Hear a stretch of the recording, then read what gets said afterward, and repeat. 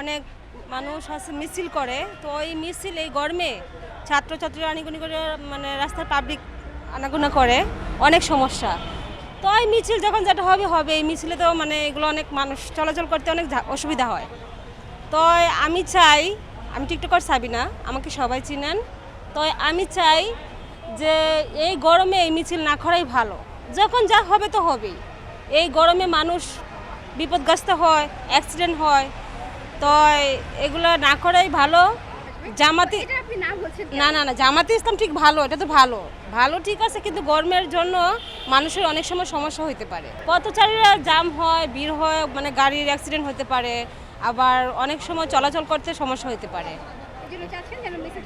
হ্যাঁ, অনেক ঝামেলা হয়, মানুষ অ্যাক্সিডেন্ট করে, আবার গরমে হার্টফিল করতে পারে, এর জন্য আর কি।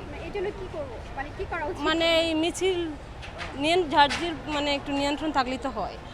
মিছিলটা না করলে কি আপনি ভালো মনে করছেন? না, মিছিলের দরকার আছে, ঠান্ডা পরিবেশে হোক।